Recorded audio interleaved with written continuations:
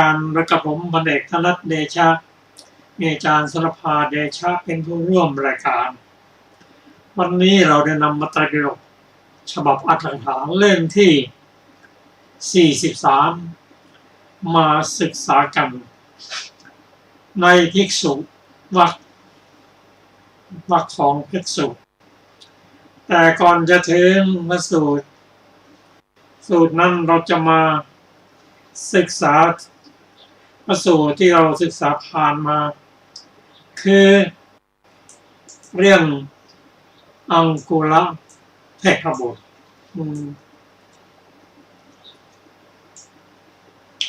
ซึ่งเรื่องนี้โรงประทับอยู่ในสวรรค์ชั้นดาวดึงส์ประทับนั่งบรรทุกำพลศิลาอาภของพระอินทร์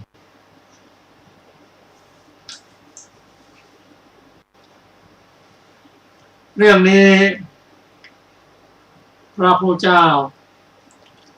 เสด็จไปยังสวรรค์ชั้นดาวดึงส์เพื่อไปโปรดพุทธมารดาพระพุทธมารดานั้นประทับอยู่ที่ชั้นดุสิตแต่พระองค์ทรงแสดงธรรมอยู่ที่ชั้นดาวดึงส์พระเทพจำนวนมากสามารถที่จะรับฟังได้ถ้าเสด็จไปโปรดที่ชั้นดุสิตเทวดาบางส่วนก็ขึ้นไปไม่ได้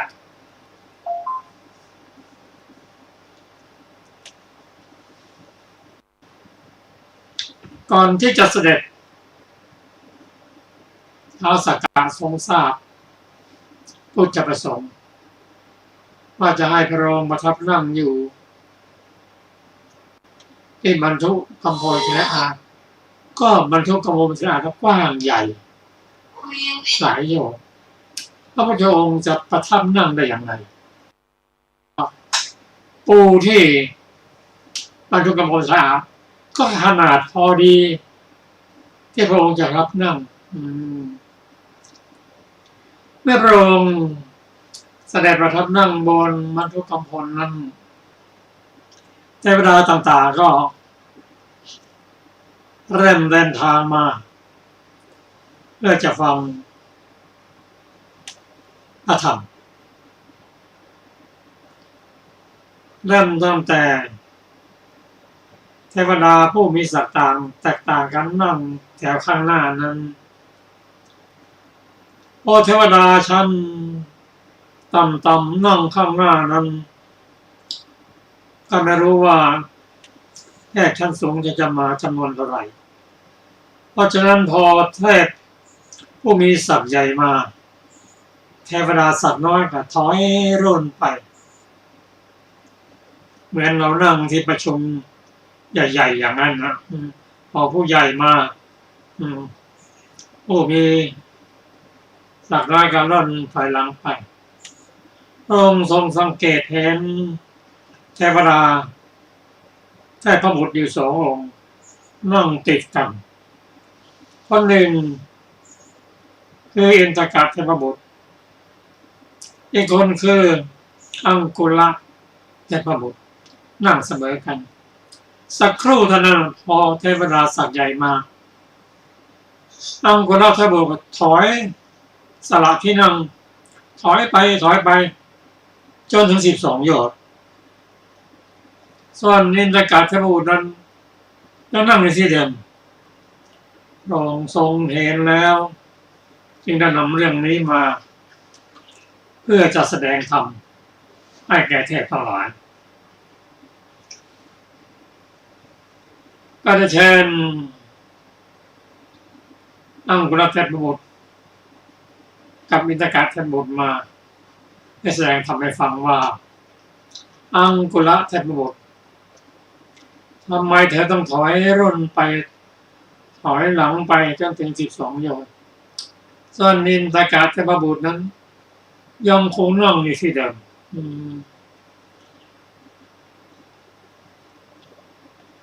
ทรงตรัสว่าอังคุระเทพบุตรเมื่อเธอเป็นมนุษย์นั้นเธอตั้งลงทานยาวนาเรียงตั้งลงทานทุกวันแต่เธอไม่ได้เลือกว่าจะทานบุคคลใดใครมาก็ทานหมดเท่ากันหมดเพราะอะไรเพราะเธอไม่มีความรู้ในเรื่องเนื้อนาบุญเนื้อนาที่เป็นบุญนั้นหวานที่ไหนก็งามที่นั่นแต่นาบางอย่างนั้นมีหญ้ามีตอไม้ต่างๆนั้นย่อมเป็นศัตรูของหญ้าเธอทำมานานแสนนานส่วนอินทกะเทพบุตรนั้นถวายข้าวที่คำนำมาเพื่อตนแทนที่จะกินแล้วก็โอ้ได้ใส่บาตรท่านอนุรุทธะ1 ทัพพีมีผลไพบุญมากกว่าเธอถ้าเห็นมั้ยอินทกะเทพบุตรไม่ต้องย้ายไปไหนนั่งอยู่ที่เดิมเพราะเขาเลือกทานทีนี้เราพูดถึงทานนั้นจึงแม้จะเป็นเบื้องต้นของบุญแต่ทานนั้นก็มีวิธีการมีความเข้าใจว่าทานอย่างไรถึงจะมีผลมาก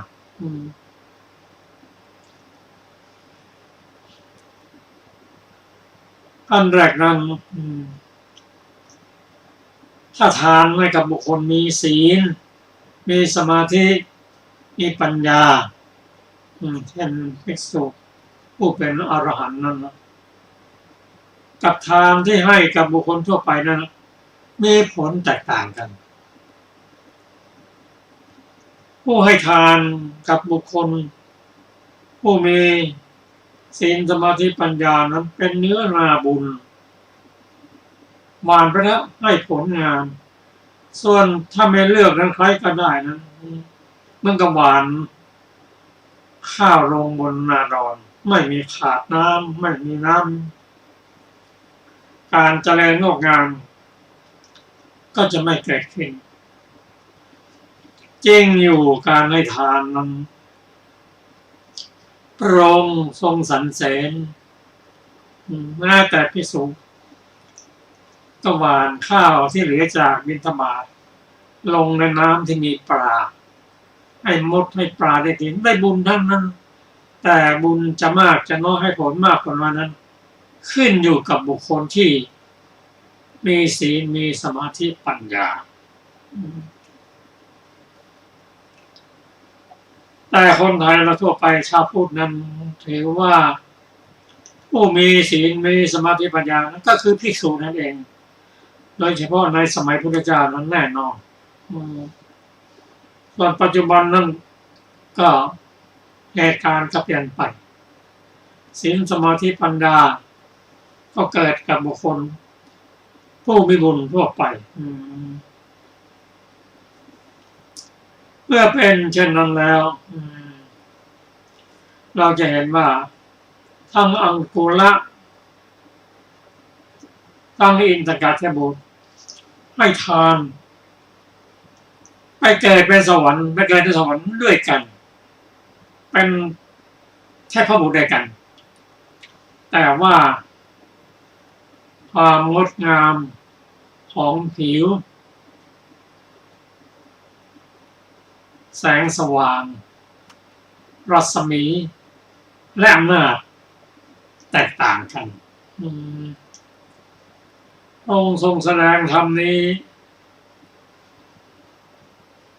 ให้แก่อังคุระเทพบุตรได้เข้าใจการให้ทานทั้งคู่หลังที่พระองค์แสดงธรรมจบแล้วได้เป็นพระโสดาบันทั้งคู่ถามว่าได้ผลเป็นพระโสดาบันนั้นเพราะอะไร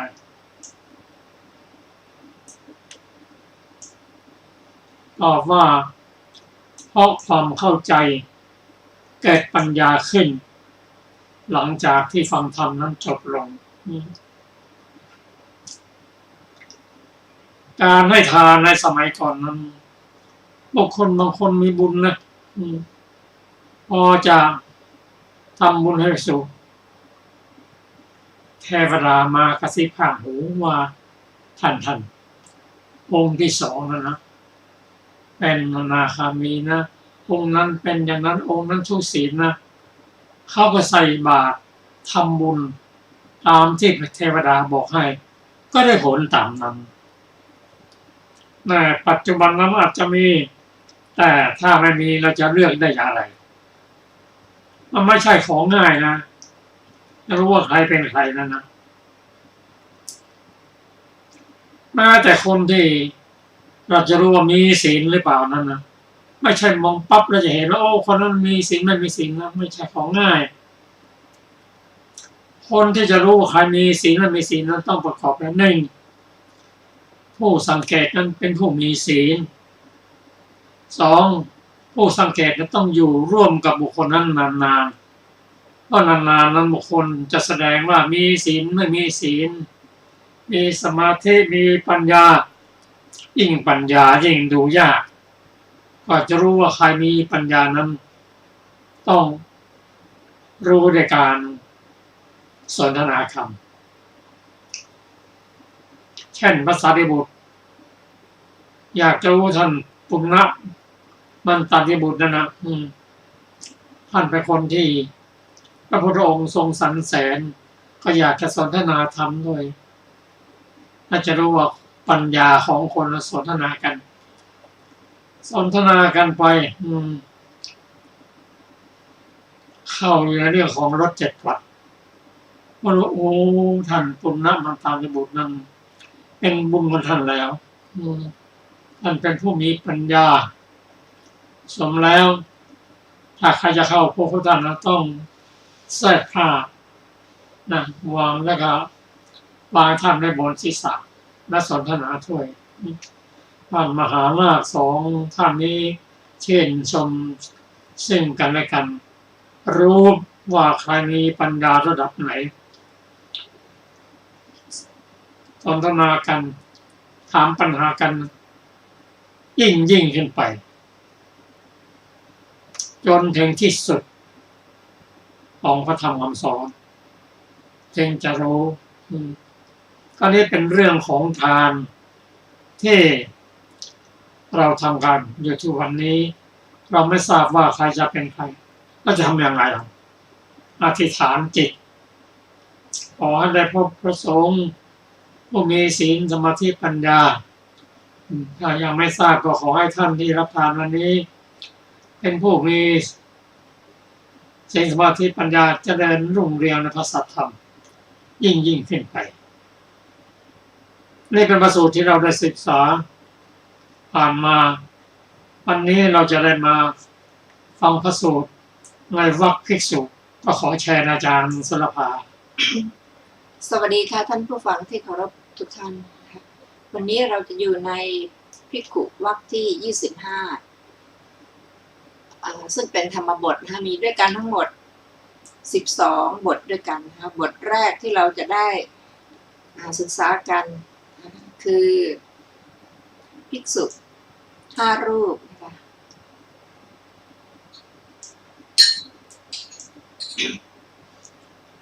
ข้อความเบื้องต้นพระศาสดาเมื่อประทับอยู่ในพระเชตวันทรงปรารภภิกษุ5 รูปตรัสพระธรรมเทศนานี้ว่าจักขุนาสังวโรสาธุเป็นต้นหัวข้อภิกษุ5 รูปรักษาทวารต่างกันดังได้สดับมาบรรดาภิกษุ5 รูปนั้นรูปหนึ่งย่อมรักษาทวารทั้ง5มีภิกษุทวารเป็นต้นรูปละทวารทั้งนั้นต่อมาวันหนึ่งพวกเธอประชุมกันแล้วเถียงกันว่าผมย่อมรักษาทวารที่รักษาเขาได้ยากผมย่อมรักษาทวารที่รักษาได้ยากแล้วกล่าวว่าพวกเราทูลถามพระศาสดาแล้วจักรู้เนื้อความนี้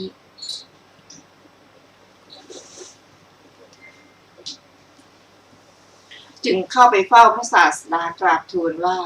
พระเจ้าข้าพวกข้าพระองค์รักษาทวารมีจักษุทวารเป็นต้นอยู่ย่อมสำคัญว่าทวารที่ตนรักษานั่นแลเป็นสิ่งที่รักษาได้โดยยากบรรดาพวกข้าพระองค์ใครหนอแลย่อมรักษาทวารที่รักษาได้โดยยากหัวข้อพระศาสดาทรงแก้ความเข้าใจผิดของภิกษุ5 รูปพระศาสดาไม่ทรงยังภิกษุแม้รูปหนึ่งให้น้อยใจแล้วตรัสว่าภิกษุทั้งหลายทวารเหล่านั้นแม้ทั้งหมดเป็นสิ่งที่รักษาได้โดยยากแท้อีกอย่างหนึ่งแลพวกเธอไม่สำรวมแล้วทวารทั้ง5ในบัดนี้เท่านั้นหาไม่ได้แม้ในการก่อนพวกเธอก็ไม่สำรวมแล้วก็พวกเธอไม่ประพฤติ ในโอวาทของบัณฑิตทั้งหลายถึงความสิ้นไปแห่งชีวิตก็เพราะความที่ทวารเหล่านั้นอันตนไม่สำรวมแล้วนั่นแลอันภิกษุเหล่านั้นทูลวิงวอนว่าเมื่อไรพระเจ้าข้าจึงทรงยังเรื่องตักกะศิลชาดกให้พิสดารหนึ่งแล้วตรัสพระคาถานี้ว่าเราทั้งหลายไม่ได้ถึงอำนาจแห่งราชสกุลทั้งหลายเลยเพราะความเป็นผู้ตั้งมั่นด้วยความเพียรอันมั่นในอุบายเครื่องแนะนำของท่านผู้ฉลาดและเพราะความเป็นผู้ฉลาดต่อภัยความสวัสดีจากภัยใหญ่นั้นได้มีแล้วแก่เราซึ่งพระมหาสัตว์ผู้ได้รับอภิเษกแล้วเมื่อราชตระกูลถึงความสิ้นไปแห่งชีวิตเพราะอำนาจแห่งราชสกุลทั้งหลายประทับนั่งเหนือราชอาณาภายใต้เสวตฉัตรทอดพระเนตรดูสิริสมบัติของพระองค์แล้วตรัสว่าชื่อว่าความเพียรนี่สัตว์ทั้งหลายควรทำแท้แล้วทรงเปล่งด้วยอำนาจแห่งความเบิกบานทรงประชุมชาดกว่าแม้การนั้นเธอทั้งหลายเป็นชน5 คนมีอาวุธในมือแวดล้อมพระมหาสัตว์ซึ่งเสด็จออกไปเพื่อประโยชน์จะยึดเอาราชสมบัติในเมืองตักกศิลาเดินทางไปไม่สำรวมแล้วในอารมณ์มีรูปารมณ์เป็นต้นที่ราชสนทั้งหลายนำเข้ามาด้วยอำนาจแห่งทวารมีจักษุทวารเป็นต้นในระหว่างทางไม่ประพฤติในโอวาทของบัณฑิตแลดูอยู่ถูกราชสนทั้งหลายเคี้ยวกินถึงความสิ้นไปแห่งชีวิตส่วนพระราชาผู้ทรงสำรวมในอารมณ์เหล่านั้นไม่เอื้อเฟื้อถึงนางยักษิณีผู้มีเพศดุจติดตามไปอยู่ข้างหลังเสด็จถึงเมืองตักกศิลาโดยสวัสดิภาพแล้วถึงความเป็นพระราชาคือเราแล้วตรัสว่าธรรมดาภิกษุควรสำรวมทวารแม้ทั้งหมดเพราะว่าภิกษุสำรวมทวารเหล่านั้นนั่นแหละย่อมพ้นจากทุกข์ทั้งปวงได้ดังนี้แล้วเมื่อจะทรงแสดงธรรมได้ทรงพาสิทธิพระคาถาเหล่านั้นว่าความสำรวมทางตาเป็นคุณยังประโยชน์ให้สำเร็จความสำรวมทางหูเป็นคุณยังประโยชน์ให้สำเร็จ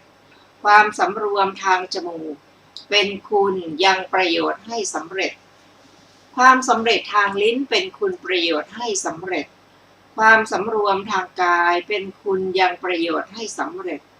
ความสำรวมทางวาจาเป็นคุณยังประโยชน์ให้สำเร็จความสำรวมทางใจเป็นคุณยังประโยชน์ให้สำเร็จความสำรวมในทวารทั้งปวงเป็นคุณยังประโยชน์ให้สำเร็จภิกษุผู้สำรวมแล้วในทวารทั้งปวงย่อมพ้นจากทุกข์ทั้งปวงได้แก้อัดพึงทราบวินิจฉัยในบทว่าจักขุนาเป็นต้นในพระคาถานั้นดังต่อไปนี้ก็ในการใดรูปารมณ์มาสู่ครองในจักษุทวารของภิกษุ ในการนั้นเมื่อภิกษุไม่ยินดีในอารมณ์ที่น่าปรารถนาไม่ยินร้ายในอารมณ์ที่ไม่น่าปรารถนา ไม่ยังความหลงให้เกิดขึ้นในเพราะความเพ่งเล็งอันไม่สม่ำเสมอความสำรวมคือความกั้นได้แก่ความปิดหมายถึงความคุ้มครองชื่อว่าเป็นกิริยาอันภิกษุทำแล้วในทวารนั้นความสำรวมทางจักษุนั้นเห็นปานนั้นของภิกษุเป็นคุณยังประโยชน์ให้สำเร็จในแม้ในทวารอื่นมีโสตทวารเป็นต้นก็เหมือนกับนัยยะนี้ก็ความสำรวมหรือความไม่สำรวมย่อมไม่เกิดในทวารทั้งหลายมีจักษุทวารเป็นต้นเลยแต่ความสำรวมหรือความไม่สำรวมนี้ย่อมได้ในวิถีแห่งชวนะจิตข้างหน้าจริงอยู่ในคราวนั้นความไม่สำรวมเมื่อเกิดขึ้นเป็นอกุศลธรรม5อย่างนี้คือความไม่เชื่อความไม่อดทนความเกียจคร้านความหลงลืมสติความไม่รู้ย่อมได้ในอกุศลวิถีความสำรวมเมื่อเกิดขึ้นเป็นกุศลธรรม5อย่างนี้คือความเชื่อความอดทนความเพียรความระลึกรู้ความระลึกได้นะคะและความรู้ย่อมได้ในกุศลวิถีก็ประสาทกายก็ดีโจปนกายก็ดีย่อมได้ใน2บทนี้ว่ากายเยนะสังวโรก็คำว่าประสาทกายและโจปนกายแม้ทั้งสองนั่นคือกายทวารนั่นเองในกายทวารทั้งสองนั้นพระผู้มีพระภาคเจ้าตรัสความสำรวมและความไม่สำรวมไว้ในประสาททวารเทียวตรัสปาณาติบาตอธินาทานและมิจฉาจารซึ่งมีประสาททวารนั้นเป็นที่ตั้งไว้แม้ในโจปนทวารทวารนั้นชื่อว่าอันภิกษุไม่สำรวมแล้วเพราะอกุศลธรรมเหล่านั้นซึ่งเกิดขึ้นอยู่ในอกุศลวิถีพร้อมด้วยประสาททวารและโจปนทวารเหล่านั้นทวารนั้นชื่อว่าเป็นอันภิกษุสำรวมแล้วเพราะวิรัตทั้งหลายมีเจตนาเป็นเครื่องเว้นจากปาณาติบาตเป็นต้นซึ่งเกิดขึ้นอยู่ในกุศลวิถีโจปนวาจาตรัสไว้แม้ใน2บทนี้ว่าสาธุวาจานะขอไปสาธุวาจายะทวารนั้นอันชื่อว่าอันภิกษุไม่สำรวมแล้วเพราะวจีทุจริตทั้งหลายมีมุสาวาทเป็นต้นซึ่งเกิดขึ้นอยู่พร้อมด้วยโจปนวาจานั้นชื่อว่าอันภิกษุสำรวมแล้วเพราะวิรัตทั้งหลายมีเจตนาเป็นเครื่องเว้นจากมุสาวาทเป็นต้นมโนทุจริตทั้งหลายมีอภิชฌาเป็นต้นกับด้วยใจอื่นจากใจที่แล่นไปย่อมไม่มีแม้ใน2บทนี้ว่ามนัสสาสังวโรแต่ทวารนั้นชื่อว่าอันภิกษุไม่สำรวมแล้วเพราะมโนทุจริตทั้งหลายมีอภิชฌาเป็นต้นซึ่งเกิดขึ้นอยู่ในขณะแห่งชวนะจิตในมโนทวารชื่อว่าอันภิกษุสำรวมแล้วเพราะมโนสุจริตทั้งหลายมีอนัภิชฌาเป็นต้น ซึ่งเกิดขึ้นในขณะแห่งชวนะจิตในมโนทวาร2บทว่าสาธุสัพพถังเข้าไปสาธุสัพพัทธะความว่าความสำรวมแม้ในทวารทั้งปวงมีจักษุทวารเป็นต้นเหล่านั้นเป็นคุณยังประโยชน์ให้สำเร็จก็พระผู้มีพระภาคเจ้าทรงแสดงทวารที่ภิกษุสำรวม8อย่างและทวารที่ภิกษุไม่สำรวม8อย่างด้วยพระพุทธพจน์เพียงเท่านี้ภิกษุผู้ตั้งอยู่ในทวารที่ไม่สำรวม8อย่างนั้นย่อมไม่พ้นจากทุกข์ซึ่งมีวัฏฏะเป็นมูลทั้งสิ้นส่วนภิกษุผู้ตั้งอยู่ในทวารที่สำรวมย่อมพ้นจากทุกข์ซึ่งมีวัฏฏะเป็นมูลแม้ทั้งสิ้นเพราะฉะนั้นพระผู้มีพระภาคเจ้าจึงตรัสว่าสัพพัทธสังวุโตภิกขุสัพพทุกขาปมุจจติในการจบเทศนาภิกษุ5รูปตั้งอยู่ในโสดาปัตติผล เทศนาได้มีประโยชน์แม้แก่มหาชนผู้ประชุมกันแล้วดังนี้จบเรื่องภิกษุ5 รูปเรื่องต่อไปนะคะเป็นเรื่องภิกษุฆ่าหงส์ข้อความเบื้องต้นพระศาสดาเมื่อประทับอยู่ในพระเจตวันทรงปรารภภิกษุผู้ฆ่าหงส์รูปหนึ่งตรัสพระธรรมเทศนานี้ว่าหัตถสัญญโตเป็นต้นหัวข้อ2สหายออกบวชดังได้สดับมาสหาย2 คนชาวกรุงสาวัตถี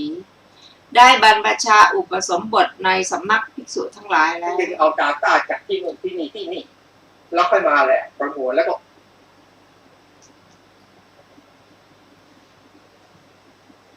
ขออภัยค่ะดังได้สดับมาสหาย2 คนชาวกรุงสาวัตถีได้อุปสมบทในสำนักภิกษุทั้งหลายแล้วโดยมากเชี่ยวไปด้วยกันในวันหนึ่งภิกษุ2 รูปนั้นไปสู่แม่น้ำอเจรวดีสงน้ำแล้วผิงแดดอยู่ได้ยืนพูดกันถึงสารานียกถาในขณะนั้นหงส์2 ตัวบินมาโดยอากาศภิกษุรูปหนึ่งดีดตาหงส์ด้วยก้อนกรวดขณะนั้นภิกษุหนุ่มรูปหนึ่งหยิบก้อนกรวดและพูดว่าผมจักดีดตาของหงส์ตัวหนึ่งภิกษุนอกนี้กล่าวว่าท่านจักไม่สามารถภิกษุรูปที่1ตาข้างนี้จงยกไว้ผมจักดีดตาข้างโน้นภิกษุรูปที่2แม้ตาข้างนี้ท่านก็จักไม่สามารถดีดเหมือนกันภิกษุรูปที่1พูดว่าถ้าอย่างนั้นท่านจงคอยดูแล้วหยิบกรวดก้อนที่2ดีดไปทางข้างหลังของหงส์ได้ยินเสียงก้อนกรวดจึงเหลียวดูขณะนั้นเธอหยิบก้อนกรวดกลมอีกก้อนหนึ่งแล้วดีดหงส์ตัวนั้นที่ตาข้างโน้นให้ทะลุออกตาข้างนี้หงส์ร้องม้วนตกลงแทบเท้าของภิกษุเหล่านั้นนั่นแหละหัวข้อภิกษุทั้งหลายติเตียนแล้วทูลแด่พระศาสดาภิกษุทั้งหลายยืนอยู่ในที่นั้นเห็นแล้วจึงกล่าวว่าผู้มีอายุเธอบวชในพระพุทธศาสนาทำปาณาติบาตนับว่าทำกรรมไม่สมควรและพาภิกษุทั้ง2 รูปนั้นไปเฝ้าพระตถาคตหัวข้อพระศาสดาประทานโอวาทพระศาสดาตรัสถามว่าภิกษุ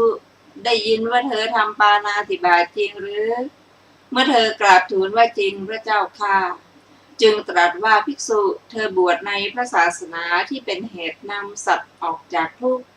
เห็นปานนี้ได้ทำแล้วอย่างนี้เพราะเหตุอะไร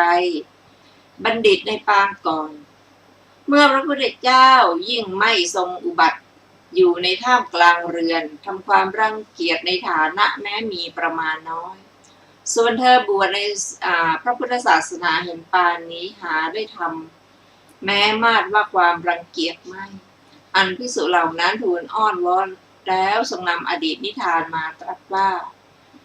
หัวข้อศีล 5ชื่อกุรุธรรมในอดีตการเมื่อพระเจ้าถนนชัยเสวยราชสมบัติอยู่ในพระนครชื่ออินทปัตตะในแคว้นกุรุ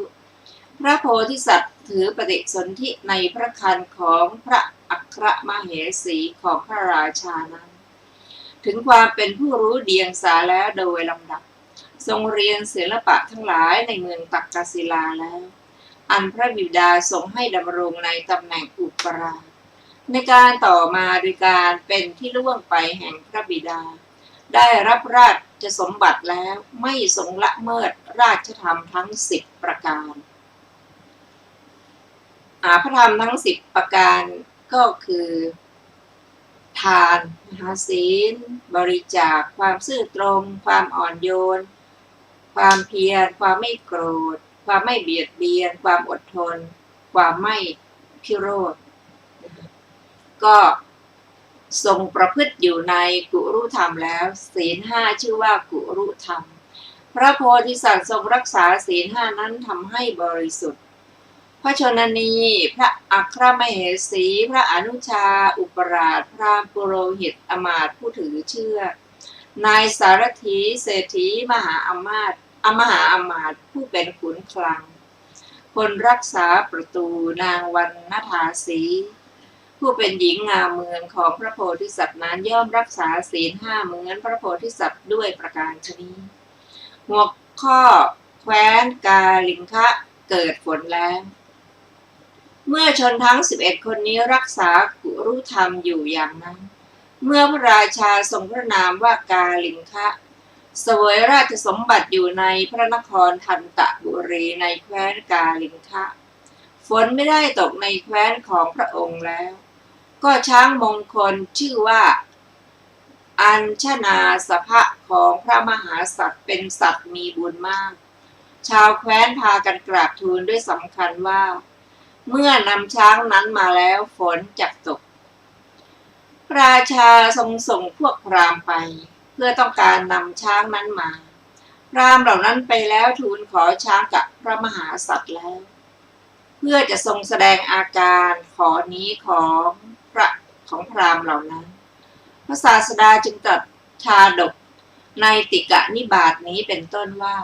ข้าแต่พระองค์ผู้เป็นใหญ่แห่งชนข้าพระพุทธเจ้าทั้งหลายทราบศรัทธาและศีลของพระองค์แล้ว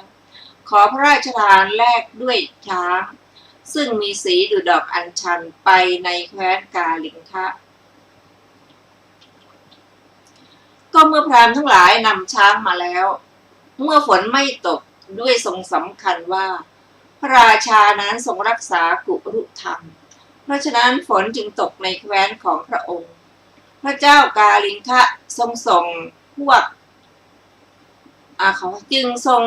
วกพราหมณ์และอมาตย์ไปอีกด้วยพระดำรัสว่าพวกท่านจงจารึกกุรุธรรมที่พระราชานั้นรักษาลงในแผ่นทองคำแล้วนำมาเมื่อพราหมณ์และอมาตย์เหล่านั้นไปทูลขออยู่ชนทั้งหลายแม้ทั้งหมดนับแต่พระราชาเป็นต้นกระทำอาการสักว่าความรังเกียจบางอย่างในศีลทั้งหลายของตนแล้วห้ามว่าศีลของพวกเราไม่บริสุทธิ์ถูกพราหมณ์และอมาตย์เหล่านั้นอ้อนวอนหนักเข้าว่าความทำลายแห่งศีลหาได้มีด้วยเหตุเพียงเท่านี้ไม่จึงได้บอกศีลทั้งหลายของตนแล้วหัวข้อพระเจ้ากาลิงคะทรงรักษากุรุธรรมฝนจึงตกพระเจ้ากาลิงคะได้ทอดพระเนตรกุรุธรรมที่พวกพราหมณ์และอมาตย์จารึกลงในแผ่นทองคำมาทรงสมาทานบำเพ็ญให้บริบูรณ์ด้วยดีฝนจึงตกในแคว้นของพระองค์แว่นแคว้นได้เกษมมีภิกษาหาได้โดยง่ายแล้วพระศาสดาครั้นทรงนำอดีตนิทานนี้มาแล้วทรงประชุมชาดกว่าหญิงแพทย์สยาในครั้งนั้นได้เป็นนางอุบลวรรณาคนรักษาประตูได้เป็นภิกษุชื่อว่าปุณณะอมาตย์ผู้ถือเชือกได้เป็นกัจฉานะภิกษุและอมาตย์ผู้เป็นขุนคลังได้เป็นโกริตะเศรษฐีในครั้งนั้นได้เป็นสารีบุตรนายสารถีได้เป็นอนุรุทธะพราหมณ์ได้เป็นกัสสปะเถระอุปราชได้เป็นนันทบัณฑิตมเหสีได้เป็นมารดาของราหุลพระชนนีได้เป็นพระนางมายาเทวีพระเจ้ากุรุได้เป็นพระโพธิสัตว์พวกเธอจงจำชาดกไว้ด้วยอาการอย่างนี้ดังนี้แล้วตรัสพิสุทธิ์ในบัณฑิตครั้งก่อนเมื่อความรำคาญแม้มีประมาณน้อยเกิดขึ้นแล้วทำศีลเพศของตนให้เป็นเครื่องรังเกียจแล้วอย่างนี้ส่วนเธอบวชในศาสนาของพระพุทธเจ้าผู้เช่นกับด้วยเรายังทำปาณาติบาตอยู่นับว่าได้ทำกรรมอันหนักยิ่งนักธรรมดาภิกษุควรเป็นผู้สำรวมด้วยมือเท้าและวาจาดังนี้แล้วตรัสพระคาถานี้ว่าบัณฑิตทั้งหลายกล่าวบุคคลผู้มีมือสำรวมแล้วมีเท้าสำรวมแล้วมีวาจาสำรวมแล้วมีตนสำรวมแล้วยินดีในธรรมอันเป็นไปภายในมีจิตตั้งมั่นแล้วเป็นคนโดดเดี่ยวสันโดษว่าเป็นภิกษุแก้อัดบรรดาบทเหล่านั้นบทว่าหัตถสัญญโตความว่าชื่อว่าผู้มีมืออันสำรวมแล้วเพราะความไม่มีการขนองมือเป็นต้นหรือ หรือการประหารสัตว์เหล่าอื่นเป็นต้นด้วยมือนัยยะแม้ในบทที่2ก็เหมือนนัยยะนี้ก็ชื่อว่าผู้มีวาจาอันสำรวมแล้วเพราะไม่ทำวจีทุจริตมีพูดเท็จทางวาจาเป็นต้นบทว่าสัญญตัตตโมคือผู้มีอัตภาพอันสำรวมแล้วอธิบายว่าผู้ไม่ทำอาการแปลกมีโครงกายสันศีรษะและยักคิ้วเป็นต้นบทว่าอัจฉตระโตความว่าผู้ยินดีในการเจริญกรรมฐานกล่าวคือโคจรธรรมอันเป็นไปณภายในบทว่าสมาหิตโตคือผู้มีจิตตั้งมั่นด้วยดีแล้ว2บทว่าเอโกสันตุสิโตความว่าเป็นผู้มีปกติอยู่ผู้เดียวยินดีแล้วด้วยดีคือมีใจยินดีแล้วด้วยอธิคมแห่งตนจำเดิมแต่การประพฤติในวิปัสสนาจริงอยู่พระเสขบุคคลแม้ทุกจำพวกตั้งต้นแต่กัลยาณปุถุชนย่อมยินดีด้วยอธิคมแห่งตนเพราะฉะนั้นจึงชื่อว่าผู้สันโดษส่วนพระอรหันต์ผู้เป็นผู้ยินดีแล้วโดยส่วนเดียวแลพระผู้มีพระภาคเจ้าทรงหมายเอาพระอรหันต์นั้นจึงตรัสคำนั้นว่าเอโกสันตุสิโตในการจบเทศนาชนเป็นอันมากบรรลุอริยผลทั้งหลายมีโสดาปัตติผลเป็นต้นดังนี้แลจบเรื่องภิกษุฆ่าหงส์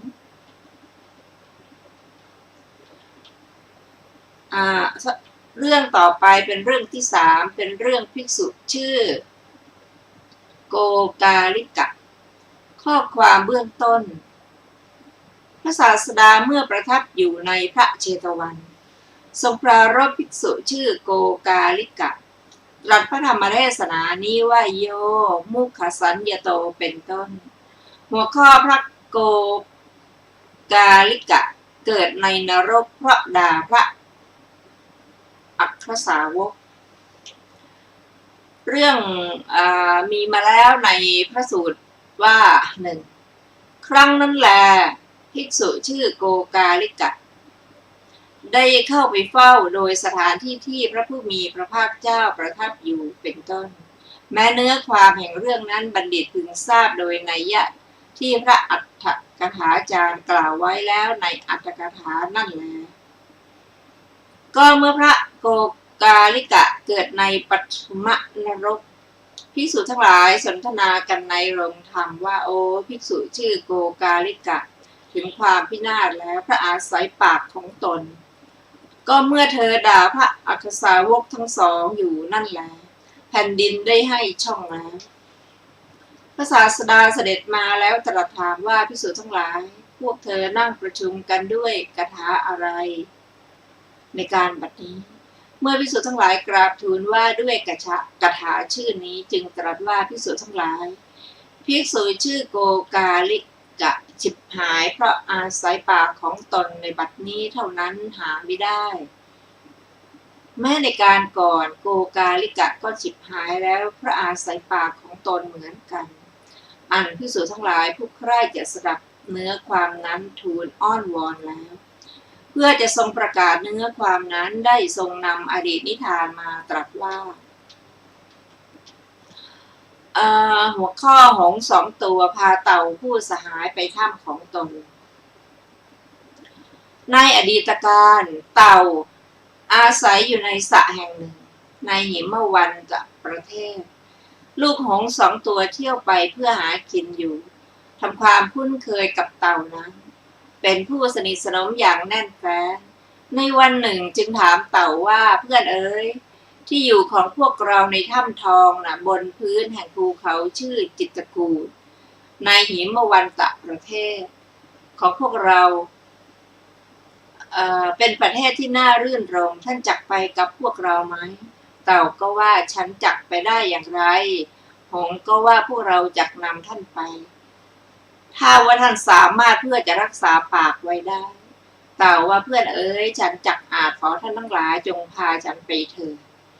หงส์ทั้งสองพูดว่าดีละแล้วให้เต่าคาบท่อนไม้ท่อนหนึ่ง ส่วนตนคาบปลายทั้งสองแห่งท่อนไม้นั้นแล้วบินไปสู่อากาศหัวข้อเต่าหลุดจากท่อนไม้ที่คาบตกลงตายพวกเด็กชาวบ้านเห็นเต่าถูกหงส์นำไปอยู่อย่างนั้นจึงพูดว่าหงส์สองตัวนำเต่าไปอยู่ด้วยท่อนไม้เต่าใคร่จะพูดว่าสหายทั้งสองนำเราไปอยู่ประโยชน์อะไรของพวกเองในเพราะข้อนี้ไอ้พวกเด็กเปรตชั่วร้ายจึงปล่อยท่อนไม้จากที่ตนคาบไว้ในเวลาถึงส่วนเบื้องบนพระราชนิเวศในพระนครพาราณสีเพราะความที่หงส์ทั้งสองเป็นสัตว์มีกำลังเร็วจึงตกลงไปในพระลาหลวงแตกเป็นสองภาคหัวข้อการพูดมากไม่ถูกเวลาให้โทษพระศาสดาครั้นทรงนำอดีตนิทานนี้มาแล้วทรงยังพหุพานิชาดกในทุกกนิบาตนี้ให้พิสดารว่าเต่าเปล่งวาจาได้ฆ่าตนแล้วหนอเมื่อท่อนไม้ที่ตนคาบไว้ดีแล้วก็ฆ่าตนด้วยวาจาอันเป็นของตนข้าแต่พระองค์ผู้กล้าประเสริฐในหมู่คนบุคคลเห็นเหตุแม้นั่นแล้วควรเปล่งวาจาที่ดีไม่ควรเปล่งวาจาที่ล่วงเลยเวลาพระองค์ย่อมทอดพระเนตรเห็น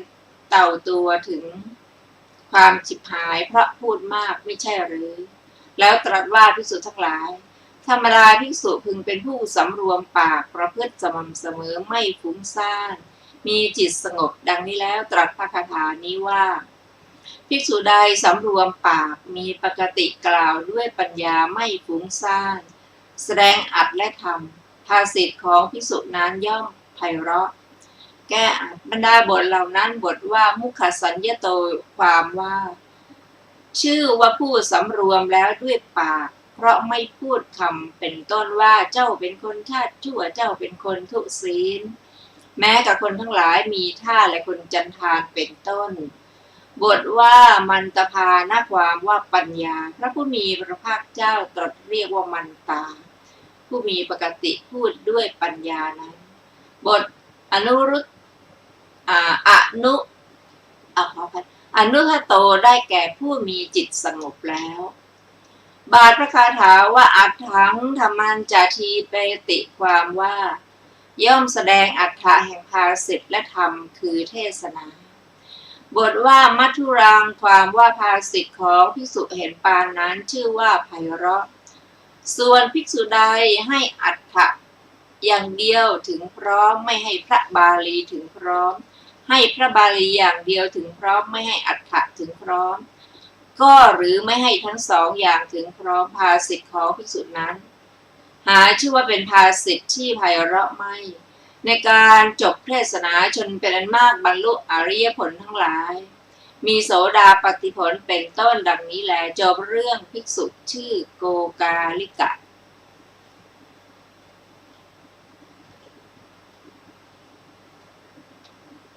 ต่อไปเป็นเรื่องที่4นะคะชื่อเรื่องพระธรรมารามเถระ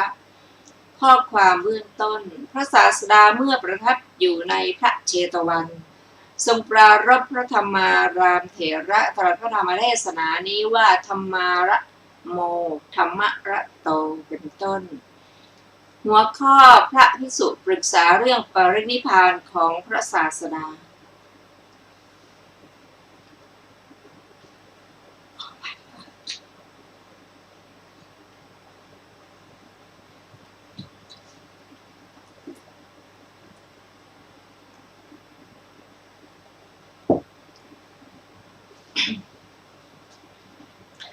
ดังได้สดับมาเมื่อพระศาสดาตรัสบอกว่าการปรินิพพานของเราจะมีโดยล่วงไป4 เดือนตั้งแต่เดือนนี้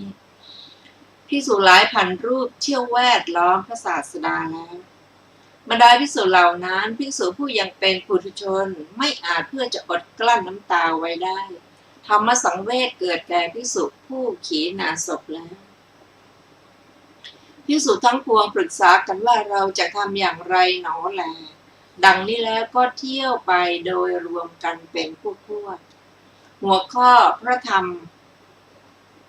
มารามะไม่เกี่ยวข้องด้วย ส่วนภิกษุรูปหนึ่งชื่อว่าธรรมารามะไม่เข้าไปสู่สำนักของภิกษุทั้งหลาย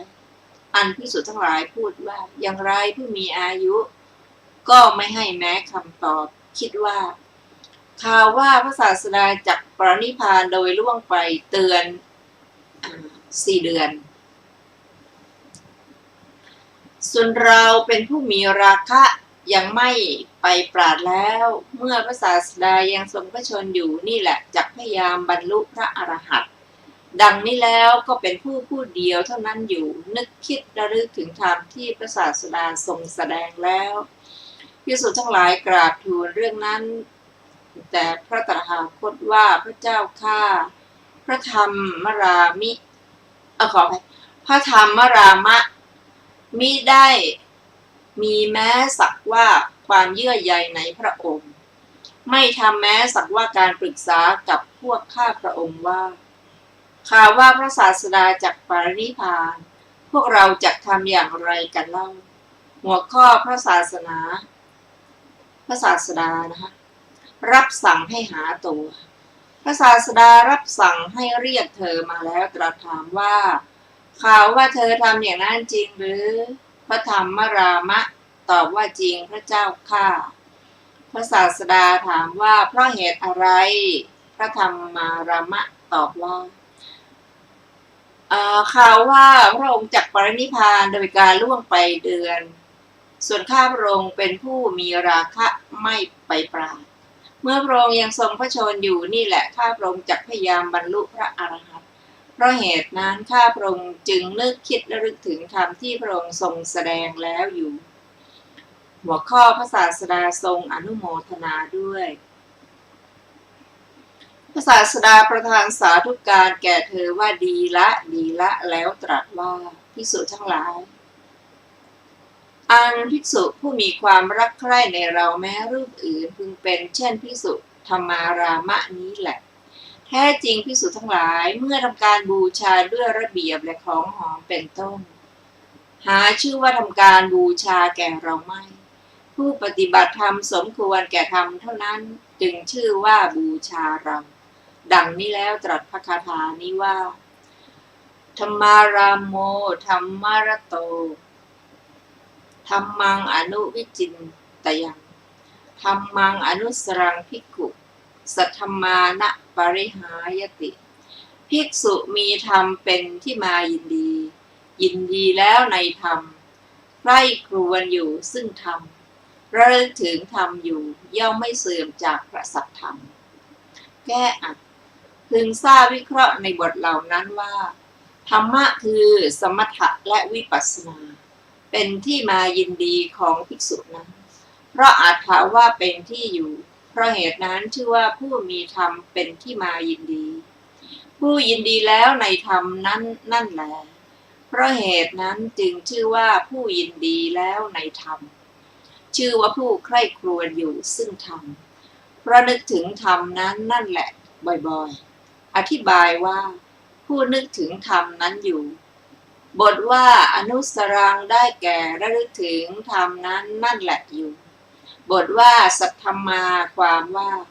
ภิกษุเห็นปานนั้นย่อมไม่เสื่อมจากโพธิปักขิยธรรม37ประเภทและจากโลกุตรธรรม9ในการจบเทศนาภิกษุนั้นตั้งอยู่แล้วในพระอรหันต์เทศนาได้มีประโยชน์แม้แก่ผู้ประชุมกันแล้วดังนี้แลจบเรื่องพระธรรมารามเถระ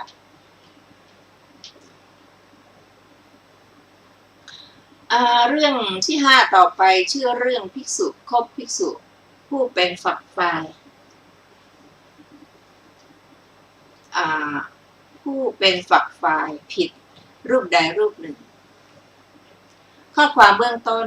พระศาสดาเมื่อประทับอยู่ในพระเวฬุวันทรงปรารภภิกษุผู้คบภิกษุผู้เป็นฝักฝ่ายผิดรูปใดรูปหนึ่งตรัสพระธรรมเทศนานี้ว่าสลาพังนาติมัญญยะเป็นต้นหัวข้อภิกษุคบภิกษุพวกพระเทวทัตเพราะเห็นแก่ลาภดังได้สดับมาภิกษุผู้เป็นฝักฝ่ายพระเทวทัตรูปหนึ่ง ได้เป็นสหายของภิกษุรูปนั้นภิกษุผู้เป็นฝักฝ่ายของพระเทวทัตนั้นเห็นเธอเที่ยวไปเพื่อบิณฑบาตกับภิกษุทั้งหลายทำภัตตกิจแล้วกลับมาจึงถามว่าท่านไปไหนภิกษุผู้เป็นฝักฝ่ายพระศาสดา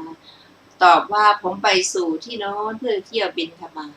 ภิกษุฝ่ายพระเทวทัตก็ถามว่าท่านได้บิณฑบาตแล้วหรือภิกษุฝ่ายพระศาสดาตอบว่าเราได้แล้วภิกษุผู้ฝักฝ่ายพระเทวทัตในที่นี้แหละพวกผมมีลาภและสักการะเป็นอันมากขอท่านจงอยู่ในที่นี้แหละสัก2-3 วันเถิดเธออยู่ในที่นั้น2-3 วันตามคำของภิกษุนั้นแล้วก็ได้ไปสู่ที่อยู่ของตนตามเดิมครั้งนั้นภิกษุทั้งหลายกราบทูลเรื่องนั้นแด่พระตถาคตว่าพระเจ้าข้า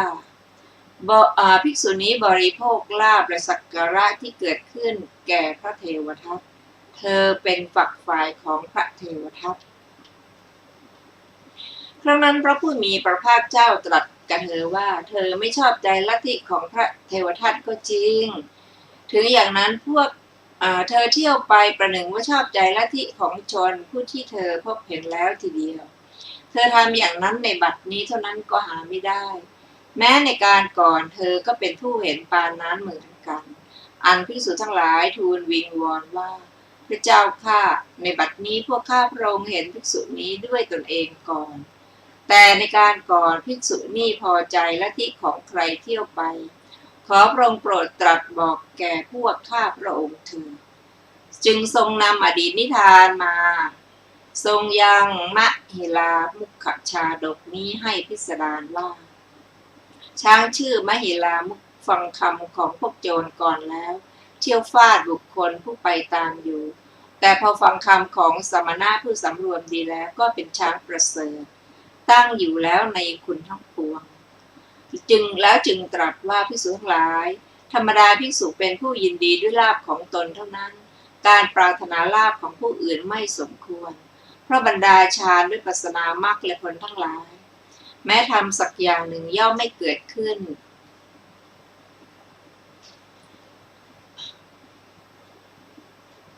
แก่ภิกษุผู้ปรารถนาลาภของผู้อื่นแต่คุณชาติทั้งหลายมีฌานเป็นต้นย่อมเกิดขึ้นแก่ภิกษุผู้ยินดีด้วยลาภของตนเท่านั้นดังนี้แล้วเมื่อจะทรงแสดงธรรมได้ทรงภาสิทธิพระคาถาเหล่านี้ว่าภิกษุไม่ควรดูหมิ่นลาภของตนไม่ควรเที่ยวปรารถนาลาภของผู้อื่นภิกษุเมื่อปรารถนาลาภของผู้อื่นย่อมไม่ประสบสมาธิแม้ภิกษุเป็นผู้มีลาภน้อยก็ไม่ดูหมิ่นลาภของตนเทพพยดาทั้งหลายย่อมสรรเสริญภิกษุนั้นแล้วว่าผู้มีอาชีพหมดจดไม่เกียจคร้านท่านผู้ฟังที่เคารพค่ะวันนี้รายการศึกษาพระพุทธศาสนาตามพระไตรปิฎกก็ได้หมดเวลาลงแล้วขอขอบพระคุณทุกท่านที่ได้ร่วมศึกษาด้วยกันเราจะมาพบกันใหม่ในวันอาทิตย์หน้าเวลาเดียวกันนี้เพื่อศึกษาต่อไปนะคะในหัวข้ออื่นๆนะคะวันนี้ขอมีความสุขสวัสดีเจริญในธรรมยิ่งๆสวัสดีค่ะ